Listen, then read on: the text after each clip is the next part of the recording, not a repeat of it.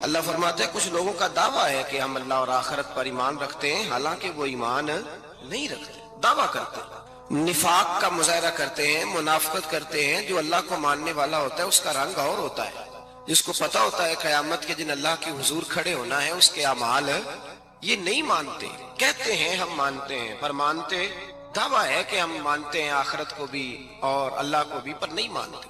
قیامت قائم ہونا ضروری ہے، اگر وقوع قیامت نہ ہو تو ظالم کی تو موجیں لگ گئیں، جابر تو موج کرے گا، فاسق اور فاجر تو کہیں گے دنیا میں بھی ہم اپنے اقتدار کے زور پر جیتے رہے، آج بھی ہمیں پوچھنے والا کوئی نہیں۔ عقلاً نقلاً قیامت کا قائم ہونا ضروری ہے۔ قیامت قائم ہوگی تو مظلوم کو اس کے ظلم پر داد رسی کی جائے گی اور ظالم کو سزا ملے گی۔ ایک آدمی ساری زندگی دنیا کے اندر لوٹ مار کرتا رہا، دھوکہ فریب فراڈ کرتا رہا، اس کی راتیں شراب و کباب میں گزر گئیں، وہ مرے اور بات ختم ہو گئی، ٹھیک ہے موج کر کے چلا گیا۔ ایک آدمی ساری زندگی اس نے اللہ تبارک و تعالیٰ کی رضا کے لیے اپنی نظر کی حفاظت کی، زبان کی حفاظت کی، یہاں تک کہ دل کی بھی حفاظت کی، وہ بھی مرے تو معاملہ ختم ہو گیا۔ اس طرح تو پھر سرکش کا کچھ بنے گا ہی نہیں، نظام زندگی ساری اس کی سوچ ختم ہو کے رہ جائے گی اگر قیامت قائم نہیں ہوتی۔ قیامت کا قائم ہونا حق ہے، اس لیے قرآن مجید نے ایک جگہ پہ نہیں 20 جگہ پہ یہ بیان فرمایا ہے کہ قیامت ضرور قائم ہے، قیامت، اور وہ قائم ہو کر اپنے سارے لوازمات سمیت قائم ہوگی۔ میرے نبی پاک صلی اللہ علیہ وسلم نے فرمایا مظلوم کو حق ملے گا، ظالم کو سزا ملے گی۔ جابر اس دن اللہ کی بارگاہ میں رسوا کیے جائیں گے، جن پر جبر کرتے رہے انہیں اللہ کے حضور سے عطا کیا جائے گا۔ قیامت کا وقوع ہونا ضروری ہے، اور قیامت تو جب قائم ہوگی تب ہوگی۔ دنیا میں بھی ایسا ہوتا ہے، ظلم کا انجام ٹھیک نہیں ہوتا، جبر کا انجام، جھوٹ کی زندگی لمبی نہیں ہوتی، دھوکے فریب فراڈ ملمہ سازی، ان چیزوں کی عمریں اللہ نے تھوڑی رکھی ہیں۔ وقتی طور پر ظالم کو، دھوکے باز کو، جابر کو جو مہلت ملتی ہے وہ سمجھتا ہے میری سیاست کام کر رہی ہے، وہ سمجھتا ہے میں بڑا دانا ہوں، بڑا چلاک ہوں، دیکھ لو اتنے ظلم کے، جبر کے، دھوکے کے باوجود بنا ہوا ہوں۔ حالانکہ اللہ کی طرف سے اسے مہلت ملتی ہے اور بڑا ہی مہربان ہے۔ مہلت اس طرح دیتا ہے کہ میرے نبی پاک علیہ السلام نے فرمایا جب میرا مسلمان نیکی کرتا ہے تو اللہ فرشتوں سے فرماتا ہے 70 گنا بڑھا کے لکھ لو اس کی نیکی، 70 گنا، اور جب گناہ کرتا ہے تو اللہ فرماتا ہے ٹھہر جب ابھی لکھنا نہ، اسے ٹائم دو۔ یا اللہ کتنا؟ فرمایا 24 گھنٹے تو دو، ہو سکتا ہے توبہ کر لے، یہ اس کی مہربانی ہے۔ اب وہ جو اللہ نے مہلت دی ہے نا کہ شاید توبہ کر لے، لوگ سمجھتے ہیں میری چالاکی کی وجہ سے نظام سیٹ چل رہا ہے، میں بڑا تیز ہوں، 2 4 5 باتیں بولتا ہوں سب صحیح ہو جاتا ہے۔ لوگ اس کو اپنی دانائی سمجھ لیتے ہیں، حالانکہ وہ اللہ کی طرف سے۔ فرعون نے کئی 100 سال حکومت کی اور اس طرح اس نے ظلم کیے کہ لاکھوں اور ہزاروں بچے قتل ہی کرا دیے، 12,000 عورتوں کے پیٹ میں حمل تھا اس نے ضائع کرا دیا۔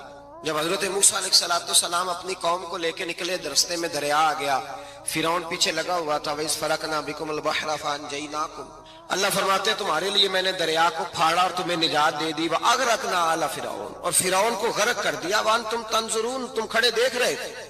اب جب حضرت موسیٰ دریا کے کنارے پہنچے تو فرعون بھی پیچھے آیا۔ فرعون لوگوں سے کہا کرتا تھا کہ میں کہتا ہوں تو دریا چلتا ہے، میں کہتا ہوں تو ہوائیں آتی ہیں، میرے حکم کے پابند ہے سارے۔ جاگ رہے نا آپ حضرات، غور فرمائیے گا بات پر۔ دعویٰ تھا اس کا کہ میں کہتا ہوں تو نظام زندگی چلتا ہے۔ اب جب دریا کے کنارے پہنچی حضرت موسیٰ علیہ السلام تو اللہ نے حکم دیا کہ آپ عصا ماریں۔ جناب موسیٰ نے عصا مارا، 12 رستے بن گئے۔ اب حضرت موسیٰ کی قوم گزر رہی تھی تو فرعون سے پوچھنے لگے کہ تو کہتا تھا میرے حکم سے چلتا ہے، تو وہ تو حضرت موسیٰ نے ڈنڈا مارا ہے تو رستہ بن گیا ہے۔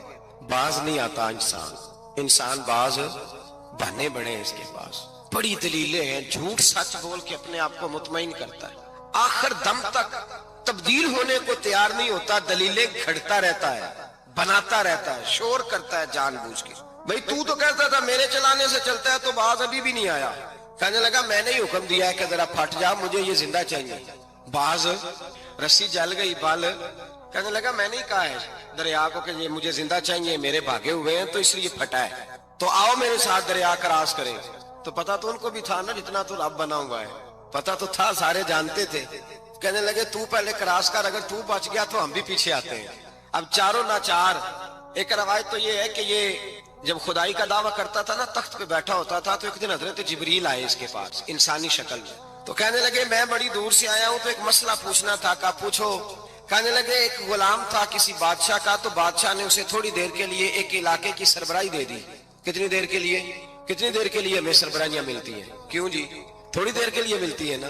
تھوڑی دیر کے لیے سربراہی دے دی ایک غلام کو. ذرا بات کو سمجھیے. حضرت جبریل پوچھتے ہیں, کہتے ہیں سربراہی مل گئی, اب وہ مالک ہی بن کے بیٹھ گیا ہے, وہ بات ہی نہیں سنتا. اس کو تھوڑی دیر کے لیے بنایا تھا, وہ تو خدائی کا دعویٰ کرنے لگا ہے. آپ بتائیں اس کا انجام کیا ہونا چاہیے؟ یہ مسئلہ پوچھنے آیا ہوں. تو فرعون کہنے لگا اس کا انجام یہ ہے کہ اسے پانی میں گوتے دے دے کے مار دے. انجام کیا ہے؟ بولیے بولیے, کیا انجام ہے؟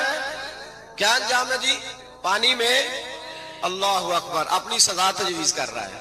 اس کی سزا کہ اسے پانی میں گوتے دے دے کے مارو ظالم کو. اسے تھوڑی دیر کے لیے بنایا تھا اور وہ چھائی گیا ہے, قبضہ ہی کر گیا ہے. حضرت جبریل کہنے لگے جی آپ لکھ کے دے دیں گے؟ کہنے لگا لاؤ لکھ دیتے ہیں. لکھوا لیا. جناب جبریل رکا لے کے تشریف لے گئے. اب جب فرعون دریا میں آیا نا تو اللہ نے حکم دیا مل جا. جب دریا ملا چیخنے لگا تو حضرت جبریل آئے, کہنے لگے تیرا ہی فتویٰ ہے, یہ تیری سزا ہی ہے نا. ہم بھی بڑی سزائیں تجویز کرتے ہیں. یہ جھوٹا ہے جی, اس کا تو فلانا علاج ہونا چاہیے, تو اگر تو جھوٹ بولے تو یہ فلانا بڑا جاور ہے جی, اس کے ساتھ اس طرح ہونا چاہیے, تو اگر تو یہ کام کرے تو جو سزا تو لوگوں کے لیے تجویز کر رہا ہے تو اپنے بارے میں بھی سوچ. اب جب گوتے آئے نا آخری وقت دیکھا وہ فرعون جو کہتا تھا میری مرضی سے دریا چلتا ہے. علامہ ساوی نے تفسیر ساوی میں لکھا ہے تڑپ کے رونے لگا. جب یہ مزاج ہے, ایک دفعہ اوپر آتا ہے آدمی جب دریا میں جاتا ہے, اوپر آیا تو چیخنے او میرے حواریو خدا کا واسطہ مجھے بچاؤ. کہنے لگے تو کہتا تھا میری مرضی سے چلتا ہے. بے بسی ہے, تڑپتا ہے, روتا ہے. وارث شاہ مان کری نہ وارثہ دا, رب بے وارثہ کر کے مار دائی. تڑپ رہا ہے, چلا رہا ہے, کوئی مدد کو نہیں پہنچتا. اب جب آخری گوتا آیا تو کہنے لگا آمنا بے رب موسیٰ و ہارون, میں موسیٰ کے رب کو بھی مان گیا, ہارون کے رب کو بھی. اللہ نے فرمایا نہیں, اب تیرا ماننا قابل قبول ہے. اس وقت ماننا تھا جب تجھے مہلت دی تھی, جب تو جوان تھا. بڑھاپا آتا ہے, بیماری آتی ہے, جوان آدمی بیماری کا شکار ہوتا ہے تو کہتا ہے یا اللہ ایک دفعہ صحیح کر دے, میں ساری پڑھا کروں گا. ایک دفعہ ٹھیک کر دے, میں مسجد میں رہوں گا, میں اگلے سال اعتکاف بھی کروں گا, میں ساری تراویحیں پڑھوں گا. تو اس وقت پڑھنی تھی جب تجھے مہلت دی تھی. اس وقت پڑھنا تھا جب اللہ نے تجھے آسانی دی, زندگی دی. اگلا وقت یہ حال ایک کا نہیں ہوا. نمرود کو دیکھ لیں, حضرت ابراہیم علیہ السلام کو کہتا تھا میں رب ہوں. آپ نے فرمایا رب تو وہ ہے جو زندہ کرتا اور مارتا ہے. ایک موت کا قیدی بلایا, کہنے لگا ہاں بھائی کتنے دن رہ گئے تھے پھانسی میں؟ کہنے لگا جی پرسوں ہونی تھی. کہا جا تجھے آزاد کیا, لو میں بھی زندگی دیتا ہوں. ایک بے گناہ آدمی کو پکڑ کے قتل کر دیا, کہتا میں بھی مارتا ہوں. حضرت ابراہیم علیہ السلام کہنے لگے تو بیوقوفوں جیسی دلیلیں دے رہا ہے. چل اس طرح کر, میرا رب سورج مشرق سے نکالتا ہے, تو اگر رب ہے تو مغرب سے نکال کے دکھا. اب دلیل کا جواب کوئی نہیں تھا تو کہنے لگا پکڑو اور آگ میں ڈال دو. اللہ کے نبی کو آگ میں ڈالنے والا. یہاں ایک مچھر بیٹھا ہے, 400 سال حکومت کی اور خدائی کا دعویٰ کیا. یہاں مچھر بیٹھا تھا, چھینک آئی تو مچھر اندر چلا گیا. پہلے دربار کا ادب یہ تھا کہ جو آئے سجدہ کرے.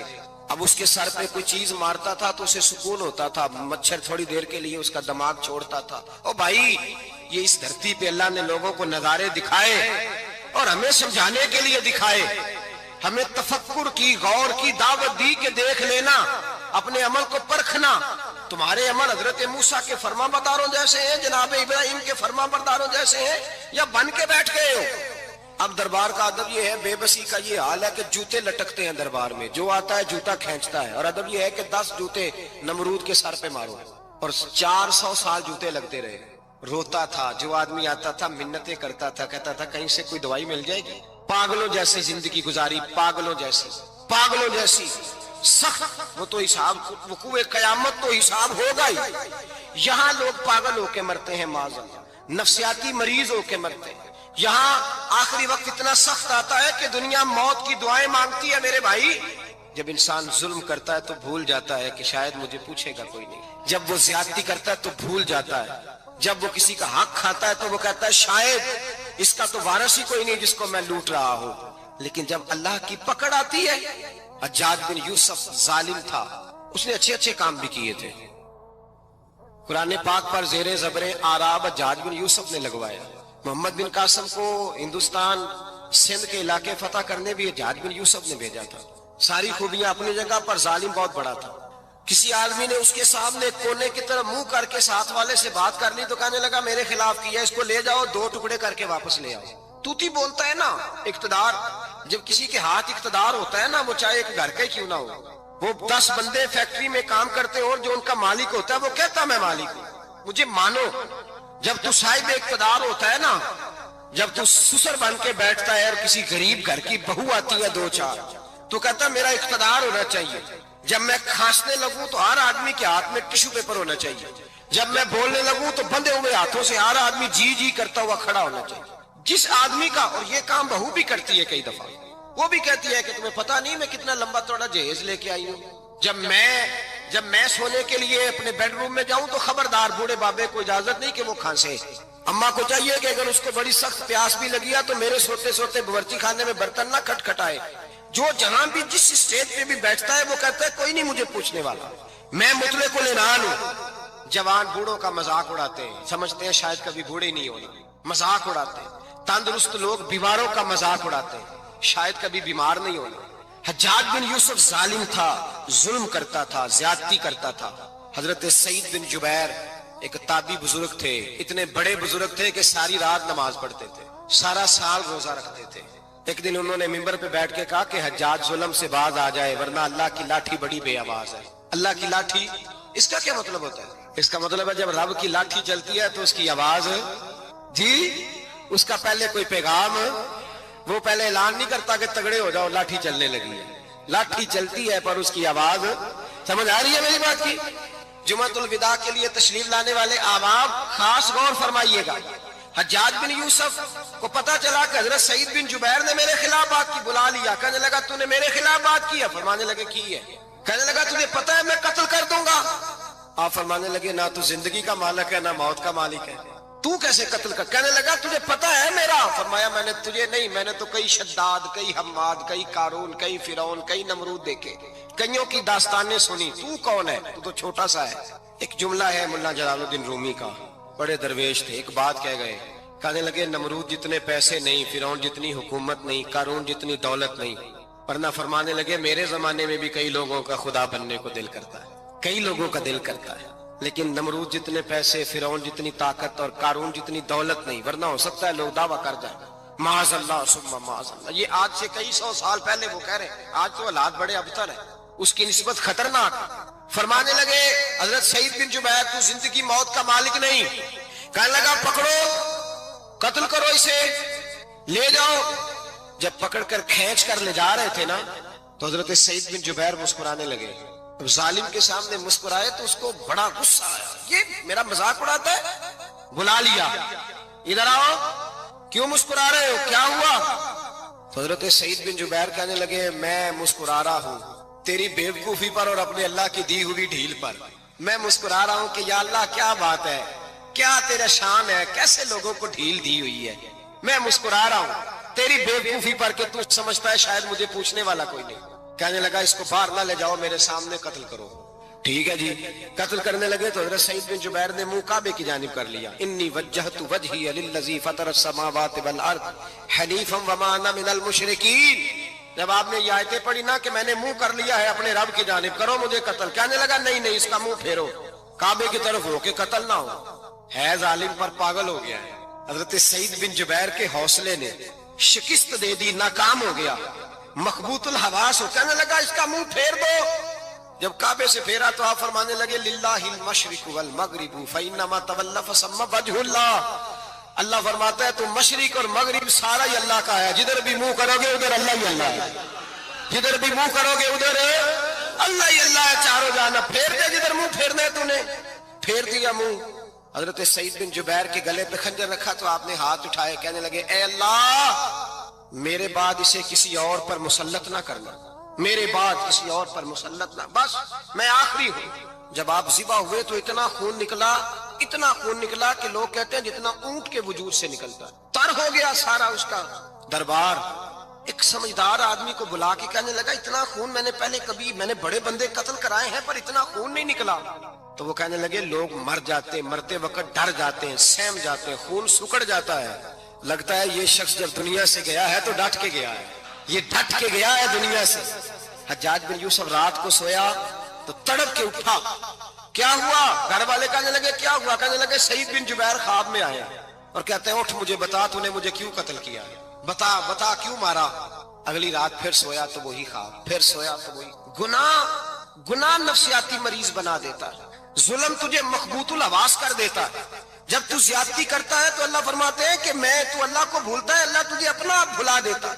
फिर तू भूल जाता है, फिर तू सीधे रास्ते पे चलता है पर भटक जाता है, फिर तू सही रास्तों का तायुन करके भी गुमराह होता है, फिर तू रोज वही गाड़ी चलाता है पर अब जब तू ब्रेक लगाता है तो नहीं लगती। जब गुनाहों के साथ तू मखबूतुल हवास होता है, तू रोज वो कारोबार करता है, लेकिन जब तेरे गुनाह तुझे घेर लेते हैं फिर उसी कारोबार में तू नुकसान उठाता है।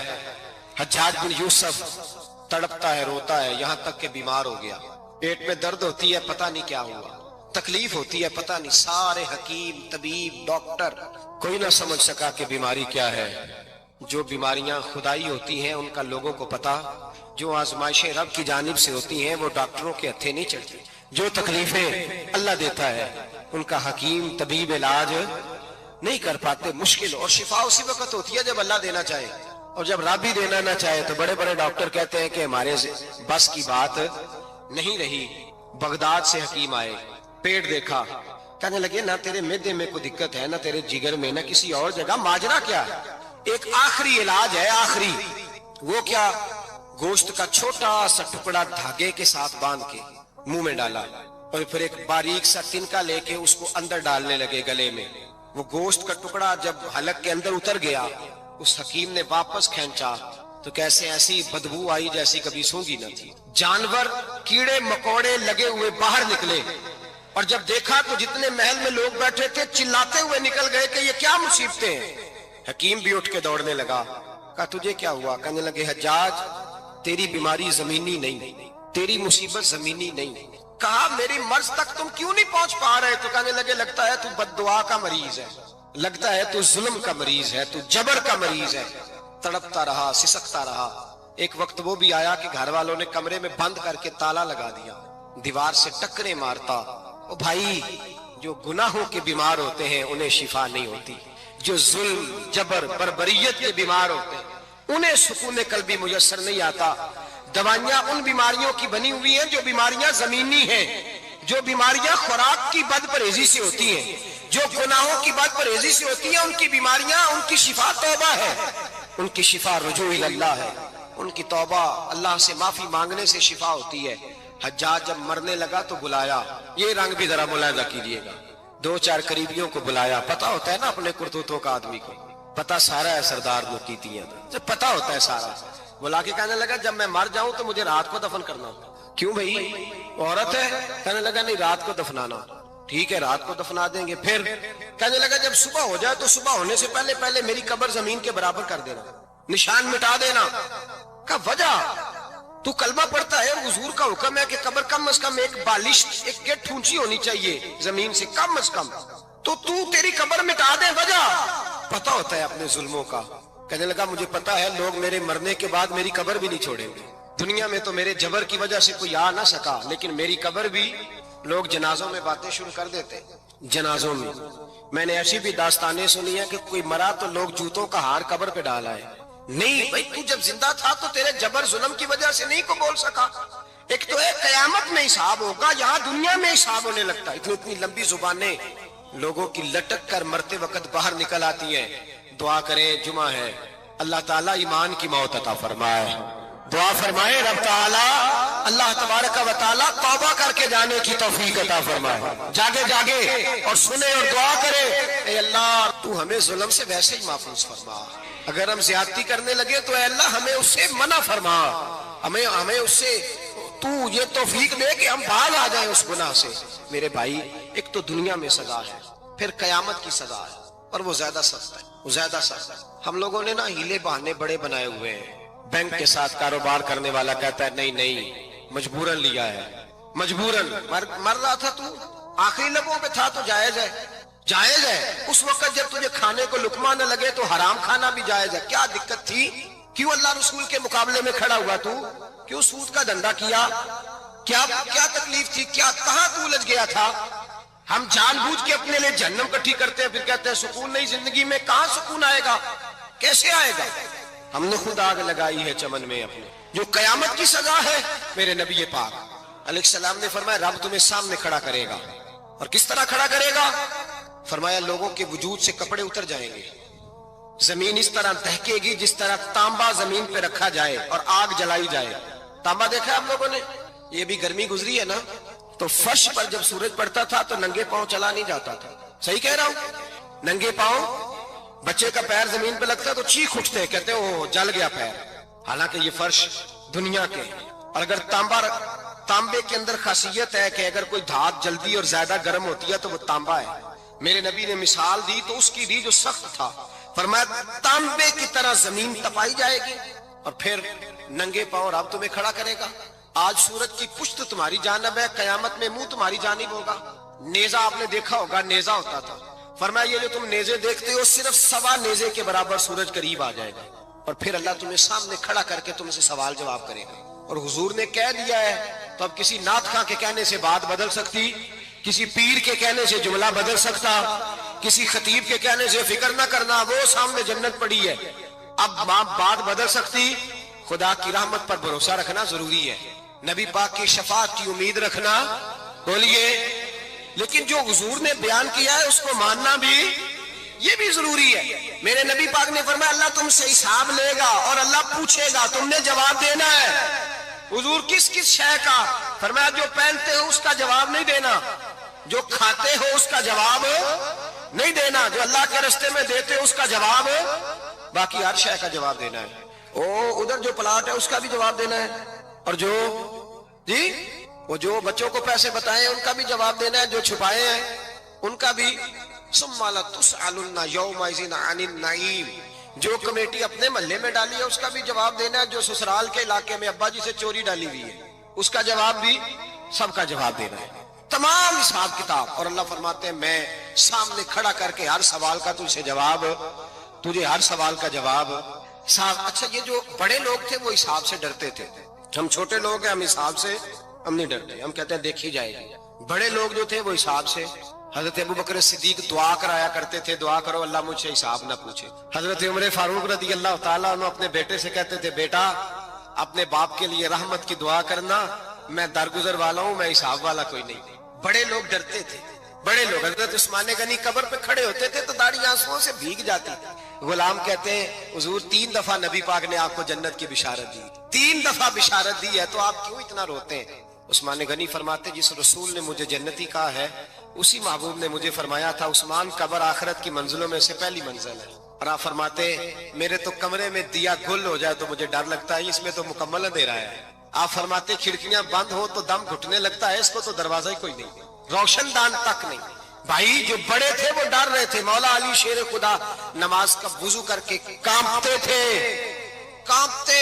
علی آپ مرحب کے سامنے نہیں کانپے، خیبر کا دروازہ اکھاڑتے نہیں کانپے، بدر احد خندق حنین اور خیبر میں نہیں کانپے، تو یہاں آپ فرمانے لگے مالک کے سامنے جاتے ہوئے ڈر آتا ہے. بڑے لوگ کانپتے تھے، بڑے لوگ. آج کون سا جمعہ ہے؟ سارے بولیے. حالانکہ یہ اگلے سال دوبارہ آئے گا، ہمارا نہیں پتا کہ ہم ودا ہو جائیں کہ کیا بنے. یہ کون سا جمعہ ہے؟ آیا جمعہ الوداع، آئے ہم پڑھے. آج ایک فکر لے کر کے جانا، ایک سوچ. جہاں روز رات کو بیٹے کی ٹینشن، بیٹی کی ٹینشن، بھائی کی ٹینشن، پوتے کی ٹینشن ہوتی ہے نا، ایک ٹینشن اور اپنے آج ایک ٹینشن بڑھا لو، قبر کی ٹینشن پیدا کر لو، قیامت کی تھوڑی سی فکر کر لو، تھوڑی سی ایک لمحے کے لیے صحیح تھوڑا خیال پیدا کرے. حضرت حسن بصری نام سنا ہوا ہے نا، یہ حضرت علی کے شاگرد ہیں. نبی پاک کے گھر میں آ جاتے تھے کئی دفعہ، بچے تھے جب. حضرت حسن بصری تابعی ہیں. فرماتے خانہ کعبہ میں عمرہ کرنے گیا، طواف کعبہ کر رہا تھا تو بڑا عجیب منظر ہوا، رات کی تنہائی ہوئی. اس وقت کئی دفعہ طواف بند بھی ہوتا تھا، اس لیے کہ رش کم ہوتا تھا تو رات کو سب سو جاتے. کہتے رات ذرا گہری ہوئی تو لوگ اپنا اپنا خیمہ لے کے جاتے تھے. اب تو ہوٹل ہے نا تو خیمے لگتے تھے، لوگ خیمہ لے کے جاتے تھے، جہاں جگہ ملتی تھی خیمہ لگا کے رہتے تھے.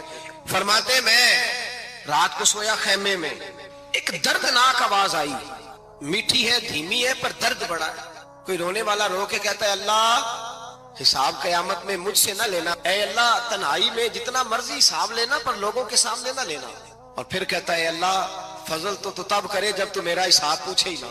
फिर चंद मिनट गुजरे तो फिर वो रोने लगा। मेरे कानों में आवाज आई, कहने लगा अल्लाह हिसाब तो उनका लिया जाता है जो हिसाब के काबिल होते हैं।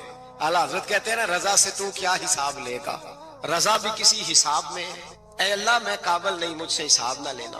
कहते थोड़ी देर गुजरी तो फिर वो रोने लगा।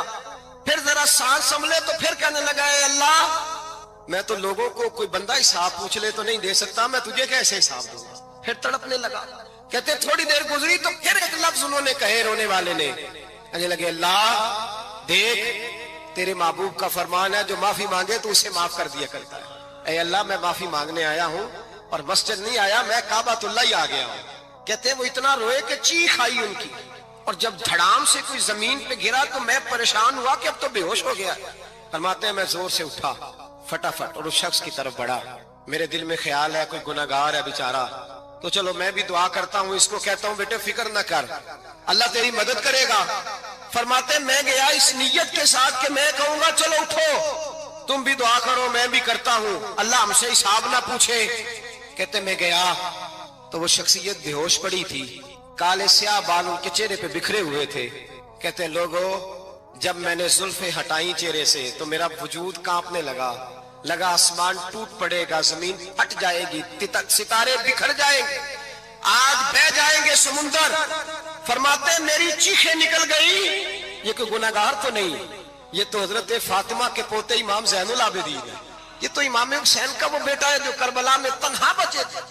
फरमाते मैं इमाम का चेहरा देखा तो भाग के आया और मैंने अपनी दाढ़ी उनके पैरों के साथ मस की और मैंने कहा हुजूर उठिए।